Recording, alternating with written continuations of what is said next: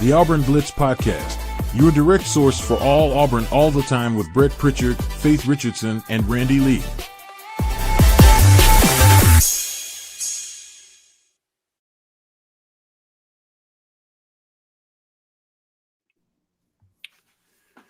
What's up, everybody? Welcome into the Auburn Blitz Podcast here on a Wednesday morning. We are glad that you have joined us wherever and whenever it is that you join us each and every day here on the Auburn Blitz and making Auburn Blitz part of your daily Auburn athletic intake.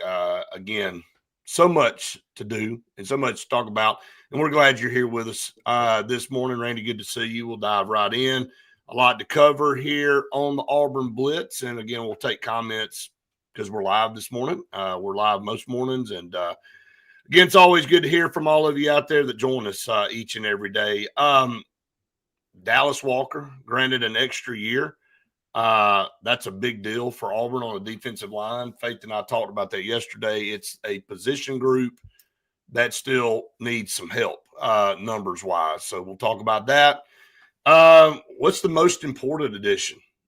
Take Byron Brown out. That's the obvious choice. Take Byron Brown out. What else out of the portal has been the biggest addition or most important addition for Alex Golesh and this football team? Also may head down the path. I saw something yesterday that listed all of the quarterbacks in the league this coming year. Where does Byron Brown fall in that ranking? Again, you can say a lot of different things. You can talk about a lot of different things, but when it comes down to quarterback play, if you got one of the better ones, okay, you tend to have a pretty good shot at being decent. So we'll see where that falls. And Texas in town tonight. Looking forward to that game, and we'll talk some more about that. But fire away, Randy. Dallas Walker, granted an extra year. There's a reason why. And there's a lot of talk about all that right now, but we'll dive into that too. So Dallas Walker coming back. Well, I don't think I'll start there. You go for every reason why that you can get in today's day and age. And we can all sit up here and be holier than thou and say that we don't like the direction that so many things are going. But at the end of the day, I appreciate Stephen Pearl's comments the other night on the Bediaku situation at Alabama. He's like, I'm not going to come on here and blast Nate Oates, and we're not going in that direction right now. But if the options are still available and we've got to start looking in that direction, nor am I going to come on here and say that we're never going to do that. So, Brett, that's where I'll start with the Walker deal. Every option that you've got to get a good piece on your squad, if your goal is to win football, basketball, I don't care, whatever games that they are, you've got to do it. And it is wild. I mean, when you start looking down and players have been playing in places like CBM over at USC right now, he turned 26 years old yesterday. 26. He's in his 8th year of being out of high school. He's older than Zion Williamson, who hasn't played in college basketball since 2019. Let that sink in. It's different. But again, you as an Auburn fan, one of the things, and I'll go to my quick answer to you on the one that you asked. Pick any of those 3 senior offensive linemen that we went out and got, Brett. And right now, outside of that wide receiver room that is a lot of South Florida guys, and I can buy into all of them, any of those 3 elder statesmen that Auburn's going to throw up there on the offensive line, give me any of them as my answer. Because we got to get way better on the line of scrimmage, especially the offensive line. And I love all of those guys. The center, as many snaps as he's had, both Coles. And then Ramel, who you and I loved in high school at Thompson, that we lost to Michigan State. But now get him back. So that would be my answer. And we're going old. Probably the thing I've said more to Jim than anything else is Auburn's willingness to go old in a lot of these positions here in this first year with Golesh means that you won't have to worry about all of that development deal. And so, I'll kick it back to you. I love that we're getting Walker back. It's his 7th year of college sports. He's got reasons. Everybody's got reasons, but find the angle that can get you as many good players on your roster as possible. And to be honest, the older, the better. Yeah. Well, the podcast's over. You answered all the questions there. Yeah. The first two, I mean, we didn't even get a chance to. You've done it all. All right, guys, we've had a good. No, but seriously, I like what you said on the offensive line. We're going to get over there to that here in just a minute. I do want to go into why Dallas Walker's coming back. I do want to talk about why this is silly to a point. Not Dallas Walker, but why are guys in basketball? Why did a linebacker at Miami get an 8th year? I've had a lot of people send me messages on that online and go, what's going on? Well, let's play out why Dallas Walker got granted an extra year. If you want to start with all the silliness out here, you can go back to year 2020, which feels like yesterday, by the way. But I remember how Twilight Zone-ish it felt living in 2020 with the COVID year. And look, I can appreciate what the NCAA did by adding a year for people with COVID, because it was, I hope none of us ever go through anything like that again. I'm not going to get into the absurdity of how crazy society got back then, but we're still suffering the consequences from a lot of craziness that went on. All right, so Dallas Walker enrolled at Texas A&M in 2020. And so that season doesn't count because it was a COVID year. All right. Then he redshirted in 21. So see, you start adding all this stuff up, and this is why everything's kind of been thrown off up until now with guys getting roster spots and stuff, because guys have been hanging around longer. And so now the NCAA's up the number to 105 and all. They've kind of helped that out. So then he didn't play in 22. And I don't know why he didn't play in 22. I haven't really found out any reason. Tubbs just asked that. I don't know. While he was still enrolled, he did not play in 22. Then he played 2 seasons at Western Kentucky. And then, of course, he was at Auburn last year. The waiver was entered because he didn't play in 22.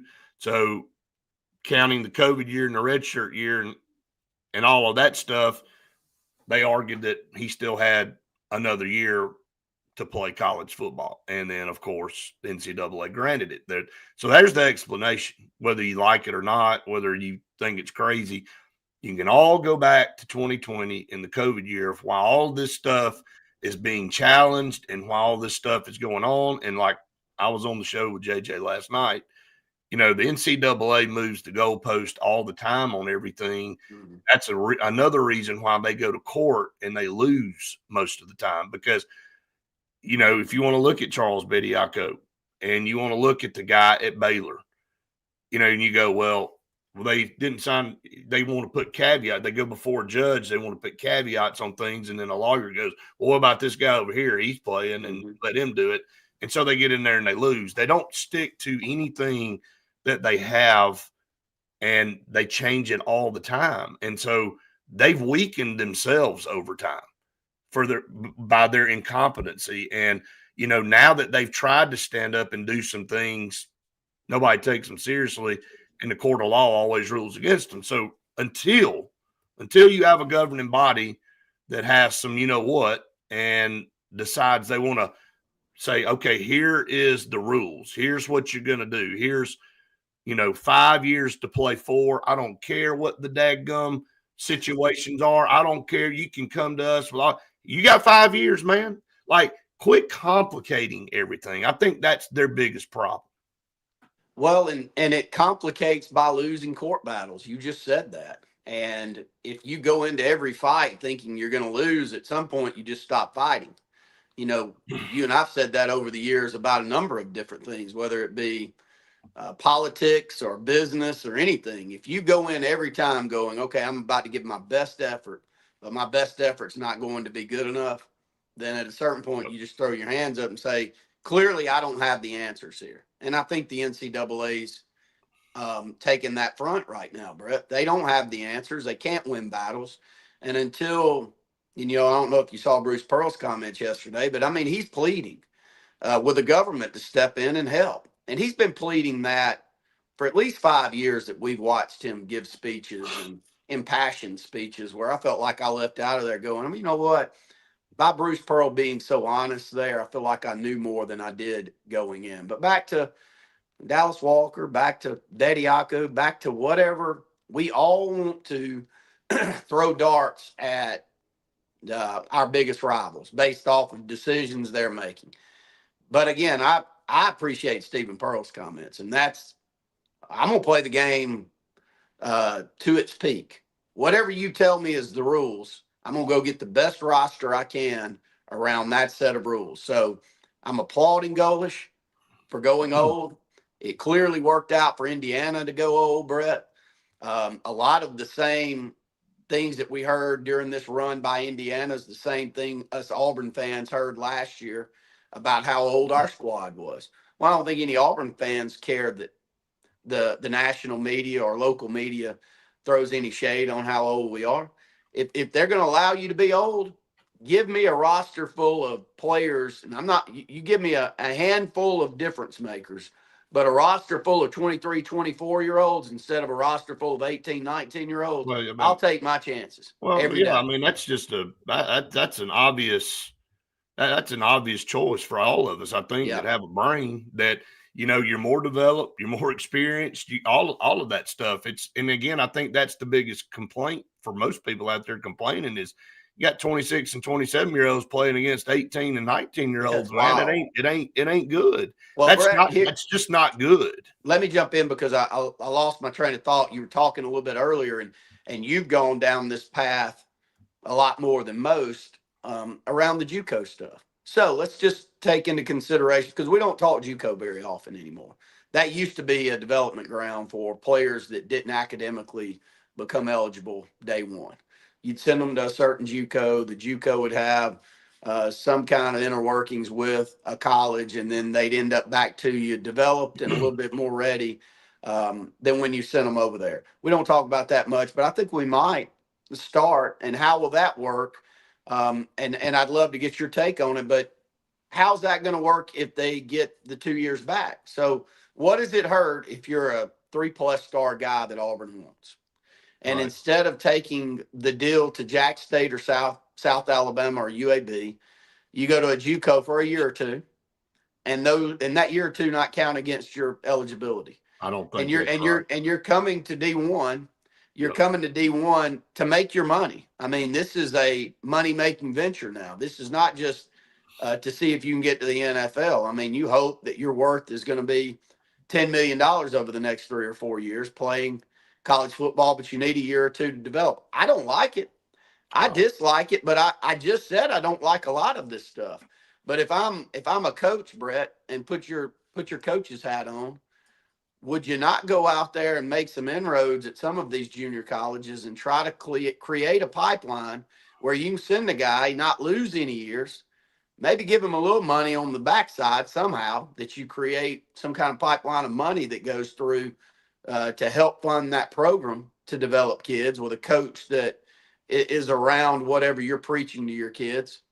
Talk about, you're in an inner workings, in and out. And by the way, the JUCO football's back up for debate in the state of Alabama, isn't it? I've seen that recently. No, Dean, if Dean's tuning in, man, we would love an update on the direction there. We've all heard of how difficult that'll be to get it through, but the state of Mississippi's always had a great JUCO football system. Talk about both of them, Brett, though. I know you know more than I do. Yeah, Diego Pavia ruling really is where this JUCO thing started, and trying to say that your years somewhere else shouldn't count towards your years in Division I. And look, and it all came out because it's like, well, it limited your NIL opportunities. Well, I mean, you know what, man, that maybe you weren't good enough to play at Division I at that point. And, why should the clock start when again, this is another thing the NCAA should make clear. And that's why all of these things get challenged and all these different rulings come out. But to me, it's absurd. I hate it that you feel like, oh, those JUCO years shouldn't count. You went there, you had an opportunity to play ball, and you got better, and you probably developed over there to give yourself a chance. Look, this has been going on for a long time. And I agree with when you start in college athletics, that should count towards your clock. That's why you have this age situation. Now, to go back against your point, or to your point, rather, if I'm a coach and nobody's going to put a stop to it, then yeah, I'm going to use that to my advantage. I'm going to use the opportunity to have like a training ground for a guy, or I can put or place somebody in a JUCO and then come back and get them. That used to happen all the time. Now, that didn't necessarily mean you were going to get them when they left JUCO. You could say, okay, the only reason you were putting somebody in JUCO back in the day, and I say back in the day, I don't even know what that refers to, but back in the day is because they weren't academically eligible. Correct. So they couldn't get into school, and you put them in a JUCO, and you just hoped at the end of 2 years, if they developed and kept being a good football player, that you could get them back, to your team. Sometimes it worked, sometimes it didn't.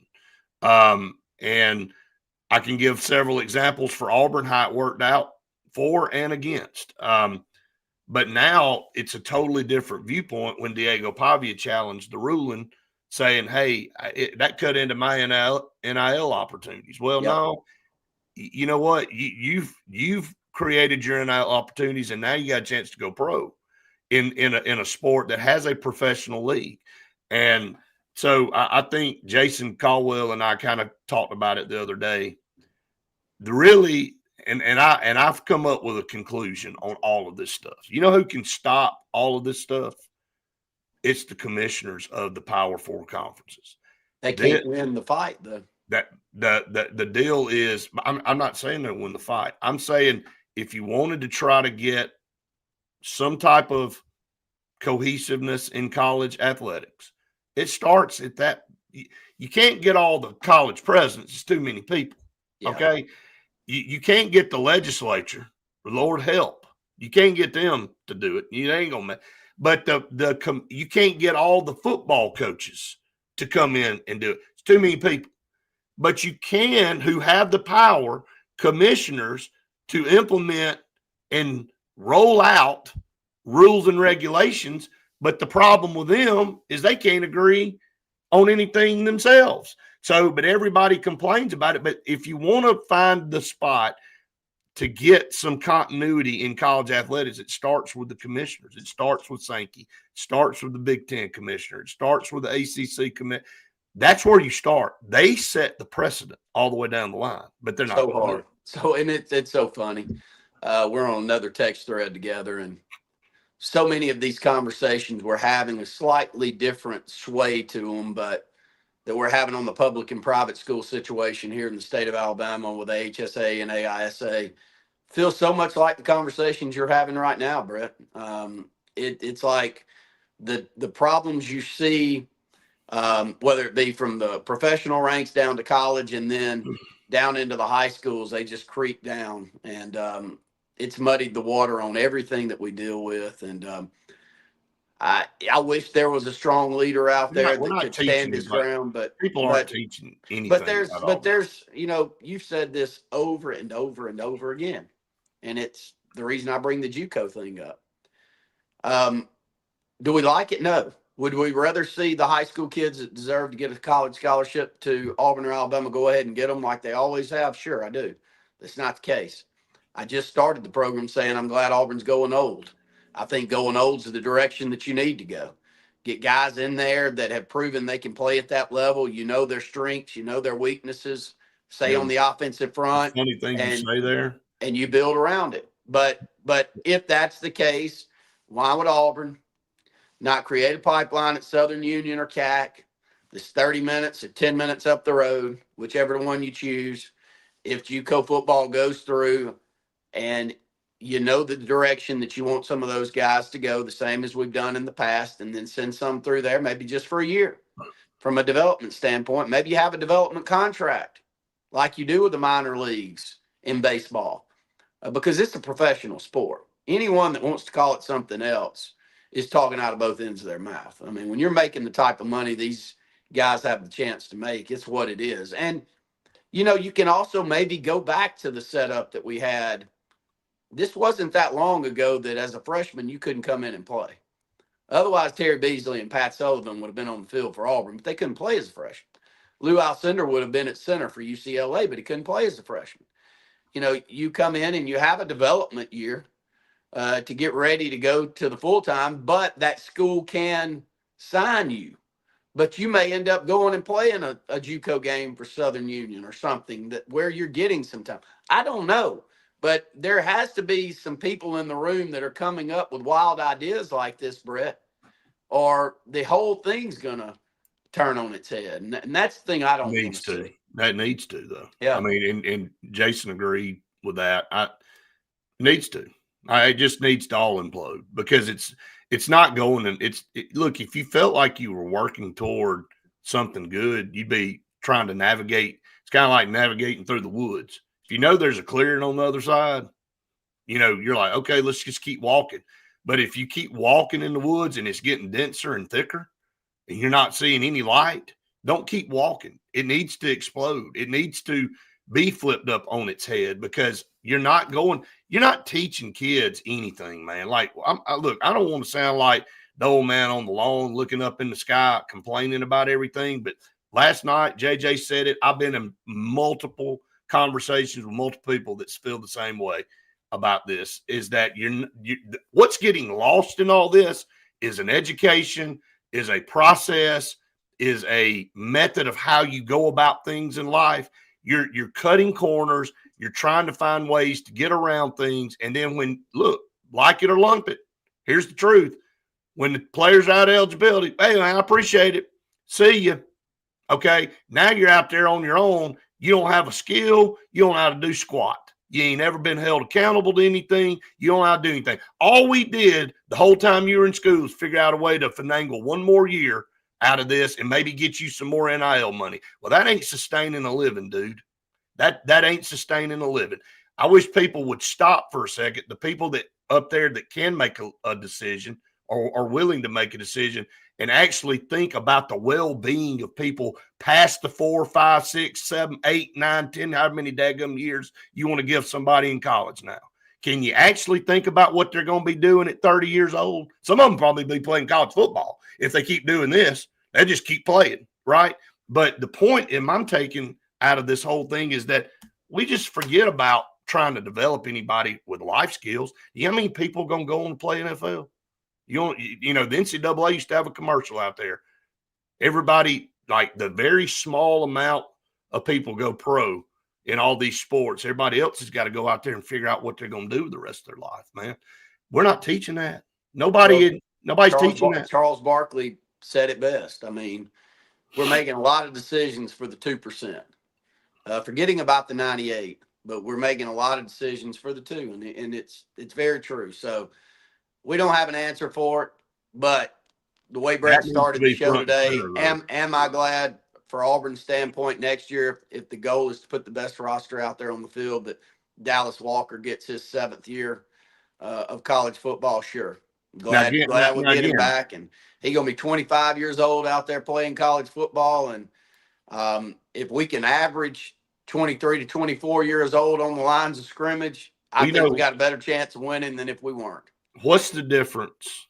Now, it's an eligibility thing, obviously, but this isn't the first time somebody that's 24, 5, 6 years old played college football. Chris Winkie. Does everybody remember him? Yeah. Played at Florida State, went and played baseball, came back, played quarterback, led Florida State to a national championship. I don't know. Well, there's gray area everywhere. That's my point. That is my point. The point is, if it works out in your direction, all's good. I mean, I'm not going to be the hypocrite up here saying that I like it or dislike. All I'm saying as an Auburn fan, I'm glad we got him back. We need him.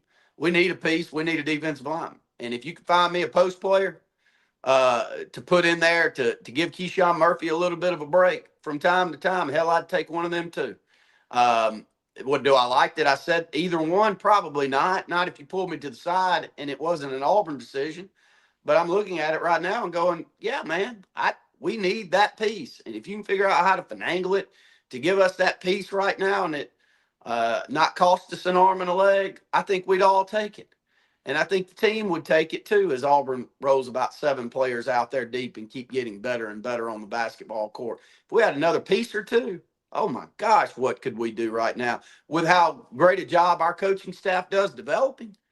Get another key piece or two, Brett. We're in the mix already. 4-3 in conference. 2 of the games we've lost, we had a great chance to win. The team that's sitting there at the top of the conference at 6-1, we shot a shot right in front of your face that night that either could have gone one way or the other. You can still look at it and not really tell whether it was off a little late or right on time. That's how close we are to being one of the best teams in the SEC. So you're telling me if you weren't being selfish that you wouldn't take another big? Of course we would. And I don't like Alabama's gotten a lot better with Betty Acco on their team. I hate it.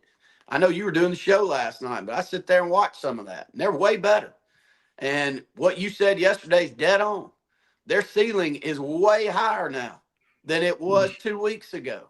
Do I like it? No, I can't stand it.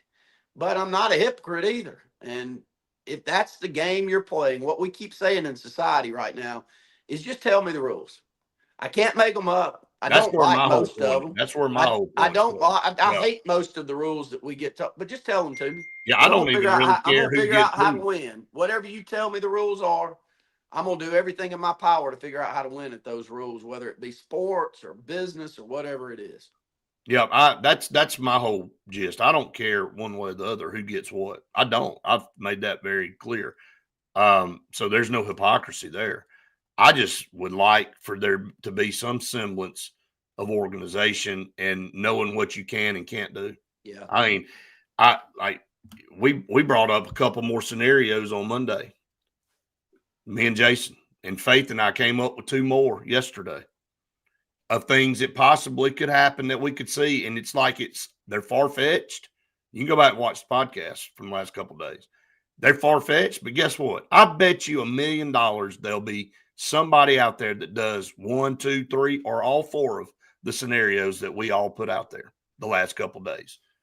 I mean, and one that I think that Jason said you better really watch out for next year is that when somebody's season's over, their team doesn't make the playoffs, and a team that makes the playoffs goes, well, their season's technically over. They're not playing. Let's go see if we can go get them off that team, see if we can get them to come over here and suit up for us to go into the playoffs. Watch and see if it doesn't. To take over for an injured player or something. Watch some kind of cat. Somebody will dig and they'll figure out a way to go, oh, well, we can do it because here it is. So that's it. So we're going to get to some of our partners, get to come to some of these comments coming in here because some good ones. Sensagreen for air that's cool and clean. Call on Sensagreen. They are the carrier experts. You need to flip it to warm and clean right now. It's in the 20s outside, sick of it, ready for it to go on. But if you need a heating and air unit, you need to try a carrier unit from Sensagreen. They are the best in the business. Proud supporters of Auburn Athletics and the Auburn Blitz podcast. Scout Program Management, a full construction management firm located in Birmingham, Alabama. Congrats to Scout on the 2 new jobs that they have just gotten throughout the state of Alabama in Lee County over at Opelika and up in Marshall County. 2 massive jobs. And again, there's reasons why Alexander City Schools, Gunnersville City Schools, Moody, Opelika, Marshall County, I can keep naming, are choosing Scout Program Management to manage their projects because they're the best in the business. And if you don't believe me, go check them out. Scout Program Management, scoutpm.com, from the pre-construction phase to the finished product. Just proud for those guys. Great people. They do great work. For your next project, check them out. Scout Program Management. Bunkers in downtown Auburn. We had such a busy day yesterday. We said, let's go to Bunkers for lunch. And that's exactly what we did. Saw Alan, saw KJ. Always great to see those guys. Man, they had a good crowd in there for lunch yesterday. Glad to see that they're open on Tuesdays now. So the great food at Bunkers, the great atmosphere at night, all the different things that you want in a place to go and have fun with food, music, and sports. It's Bunkers. Go check them out, downtown Auburn. 50 parking spots. You'll never not have a place to park. That's important. And Alabama's premier golf cart superstore, the Cart Source. Easy Go Cushman Yamaha Club Car, excited to have the Cart Source as part of the Auburn Blitz. And look, how do you go wrong? When Harrison sent me his ad, it was already orange and blue. I'm like, man, this dude he's already got it figured out. It's perfect. So go check them out. Any type of golf cart you want, people movers, 6 to 8 people, they've got everything that you need. They can rent them for you for an event, or you can obviously go buy or lease whatever you need. 334-231-2205. Great partner there in the Cart Source. We will have some massive news coming up. We'll be making an announcement on February the 2nd. So excited about that. Not ready to unveil that yet, but it is big for us here at the Auburn Blitz, and we're excited about that. We're going to tease that all the way up until February 2nd. So everybody's just going to have to sit back and wait and have to come back and see what that is. All right. With National Signing Day coming up, do we have any prospects that we might sign? There might be some out there, but for the most part, this is the forgotten signing day. And Auburn's got 16 in this class right now, 16 that are actually enrolled in school. Could they add a couple more? Maybe if there's something out there. But I went through this the other day and dug, and most of the people out there that you would want really that are undecided, they've got something going on, or they've got a lean to somebody. Doesn't mean you don't pull a couple more out, but I don't think that's a day that most people are looking to anymore. So no, it's disappointing. It was a fun time, and you look back, and we used to do shows the week before, the night before. We'd get ready for signing day. As much as we loved high school sports, having that was great. I thought it was great for the kids. It was a lot of build up to it, Brett, but nonetheless, like everything else, it changes. And as things change, you got to roll with the times. And I think we've got the right coaching staff in here to roll with the times based off of the decisions I've seen. Because I'm not sure how many, and I'll kick this to you on this. Who cares if you finish? I mean, it's ideal to finish in the top 5 in recruiting, say for high school kids. But, I sent you a tweet out of what the top 11 quarterbacks that have signed over the last couple of years. Right. And I'm talking about the 5-star plus quarterbacks, including Deuce Knight, that have signed, and 10 of the 11 are now at a different school. So if some of your ratings are based around, say, 3 or 4 guys that are like that, and 2 of them are gone to a rival of yours like Ole Miss, what does it matter what your rating was? I mean, I almost feel like what we're watching right now, based off of the roster rating, like give me the numbers of how many 4- and 5-star type players you have on your roster in comparison to Georgia and Alabama and LSU.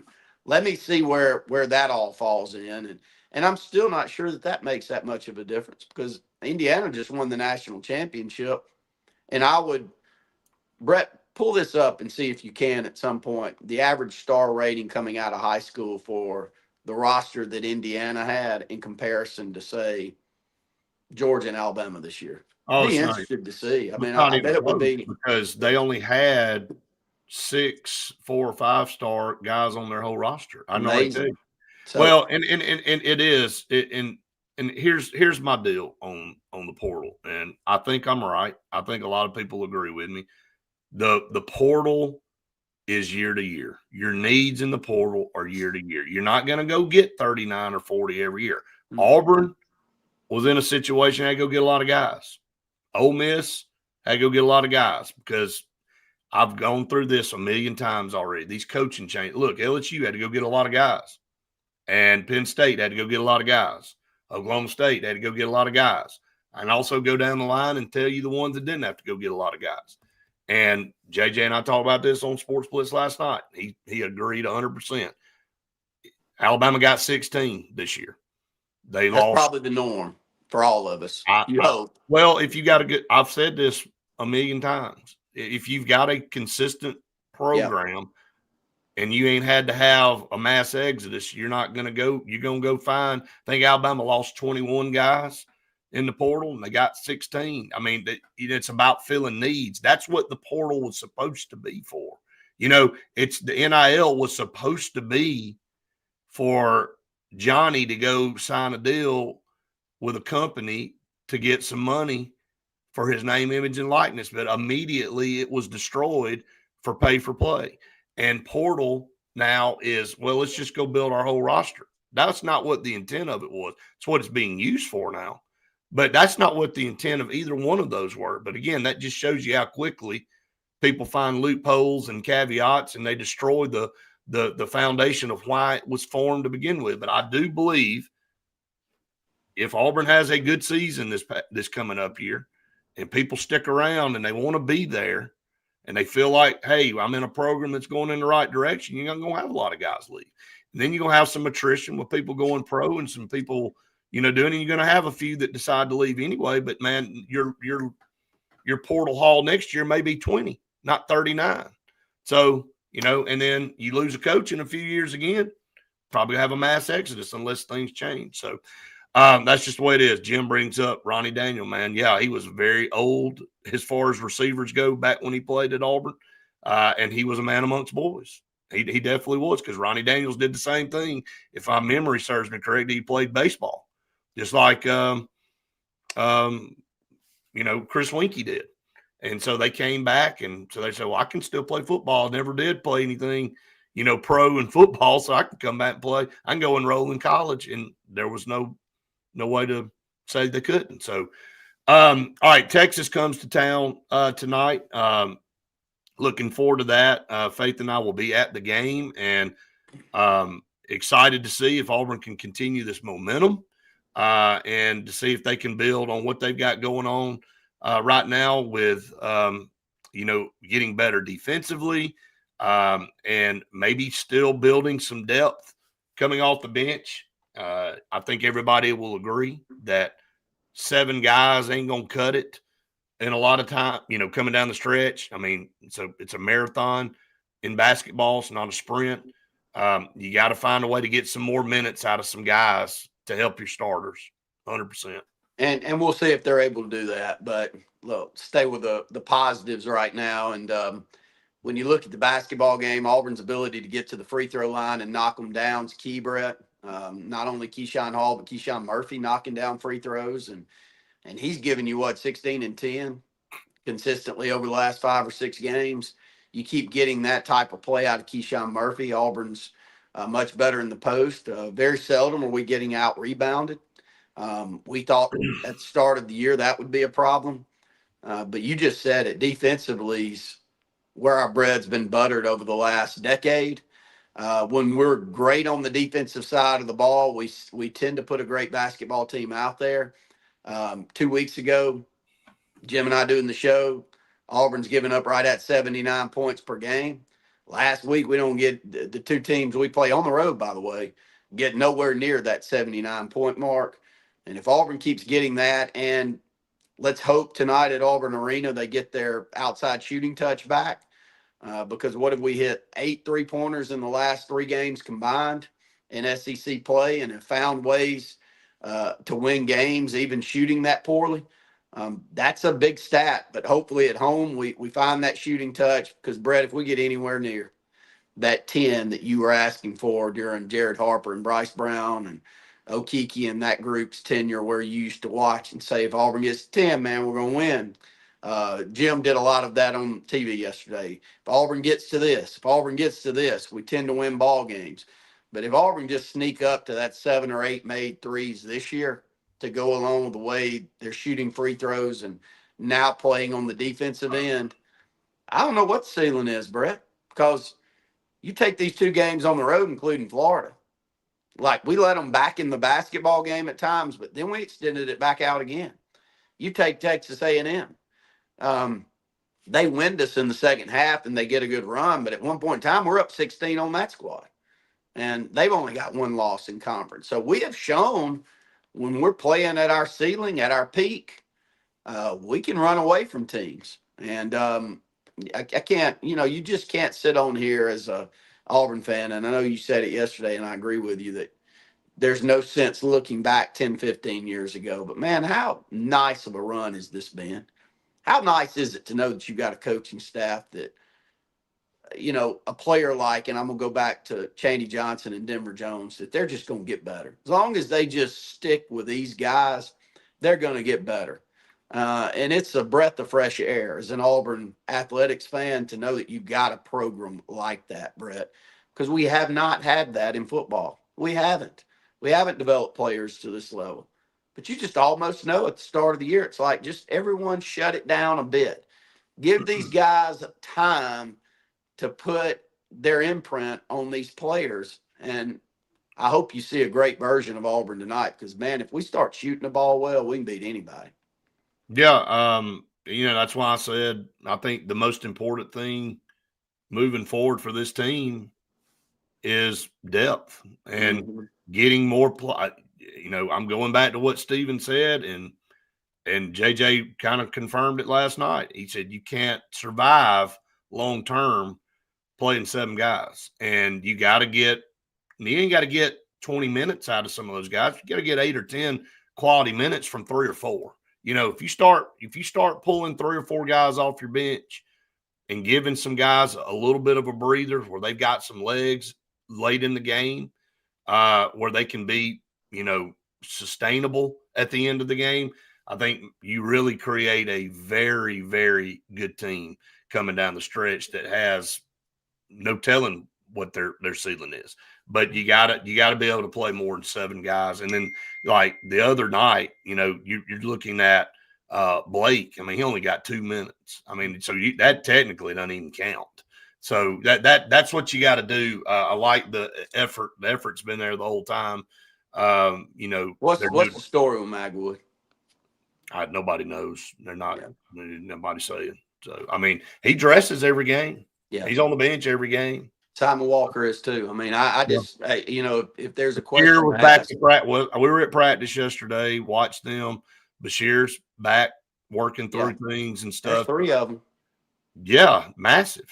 Yeah, that you thought, Blake, I don't know how much you thought he would play, but those 3 you expected to get, even if it's 7 or 8 minutes. 7, 8 minutes, man. Yeah. Like add those up between them 3 guys, man. It makes a difference. And maybe the plan is to kind of walk them back in and, and not push it too quickly. But, we need perimeter shooting. And unless Walker is not what I saw him to be at Huntsville High and on the travel circuit, I mean, he was a sniper. He's a sniper. A lot of people want. He's a very good player. So I don't know what we're missing there. And then Magwood, Brett, we loved him.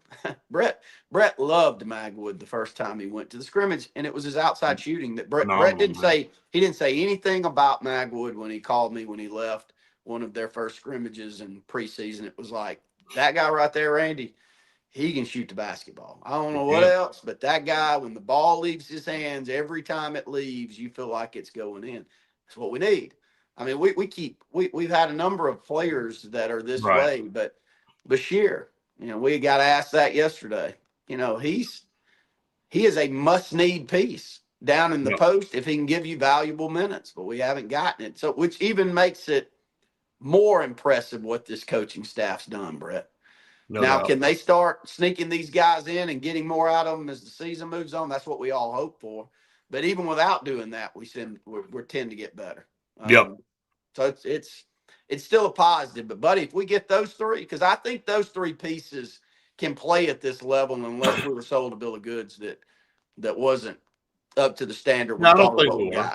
I don't think we were. I think they're fine. I mean, you got to sort through whatever the issues are. And so tonight at 6:00, Auburn's a 6.5-point favorite in Neville Arena against Texas. A good Texas team that's 12-8, but 3-4 in conference. They've gone into a couple of places, Alabama being one of them, and gotten wins, and so they're tough out. So you better play good tonight. Got extremely good guard play.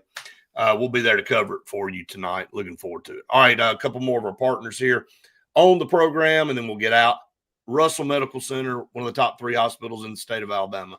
When it comes to health care, that's what's the most important thing for you and your family. All of this stuff in the world doesn't matter. If you don't have your health, it does not matter. You can have all the materialistic things you want. If you don't have good health care, if your family's not in good health, doesn't matter. You want to go to Russell Medical Center, and they've got everything that you need. Facility-wise, doctor-wise, they're partnered with UAB Health. And I can personally attest there is no better healthcare system in the world than UAB Health. So Russell Medical Center in Alexander City, check them out. Your health's the most important thing. Alex City Marine, sales, service, and storage, boat rentals. But why do you want to rent one? That's just teasing you. Go buy it. It's yours. Now you can go do whatever you want to do. Center consoles, pontoons, bass boats, new and used, whatever it is that you're looking for. I know it is beyond crazy to be thinking about getting out on the water, doing anything right now, although fishermen will. Fishermen will get out in this. I've done it many times. 256-215-3474 is the time to go buy a boat right now, not in the summer. Right now, you get good deals. Check them out, Out City Marine, right there on Highway 280. All right. Appreciate everybody that tunes in each and every day. Again, go out there and hit the subscribe button for our YouTube channel. We appreciate all of you that have done that so far. Facebook, hit the like. YouTube, hit the like. Again, we can't do it without all of you guys, all of our partners. It's just been phenomenal to see how fast we've grown this year, and looking forward to many, many more good things coming up here in 2026. Randy, got anything else? No, that's it. I mean, it seems to be as busy as I can ever remember this time of year. There's still a lot of moving parts going on with what you and I do with the high school side that we'll try to keep you updated on. A big meeting with AISA, this Friday, Brett? So we'll have some information coming down the line with that. It's a fun time to be a sports fan, but it's also a time that you wake up every morning wondering what's going to change tomorrow. I think that's what our whole program was about today, but thank the Lord for Auburn basketball. I'll close with that. It gives us all hope with the way that this basketball program performs every year. And our baseball program is pretty dang good too. Could have, if they reach their ceiling, could be one of the best teams we've ever put together. There's no question. And I just love our coach. Even if we have a down cycle year, I don't think we'll have that this year. But man, I love Butch Thompson. He's what you want your coach to be, to me. And I can live with an off year from time to time if you feel that good about the guy that you've got leading. Yeah, this year is not supposed to be a down cycle. This is supposed to be really good. If we have a down cycle this year, it was definitely unexpected. Well, and a lot of those pieces that you'll see out there, especially pitching the baseball for Auburn, have been groomed here in the high schools, state of Alabama. And Butch Thompson's done an amazing job going out there and securing them to come to Auburn. If anything, NIL's helped that sport, Brett.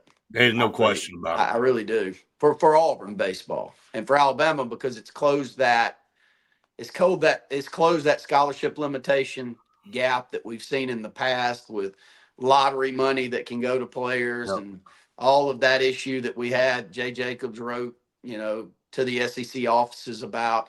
Thank the Lord we don't have to fight that. And then you question, well, is my program good enough, and are my coaches good enough? Well, I think we're starting to see that Auburn's program's good enough, and we got one of the best coaches in the country, and I think it'll play out that way year in and year out. No doubt. We'll cover that too as we head into the spring, and be giving you more info on baseball as they get revved up. All right. Been a great one. Appreciate everybody out there again. Go out there and hit the subscribe button. We will catch you next time for more of the Auburn Blitz.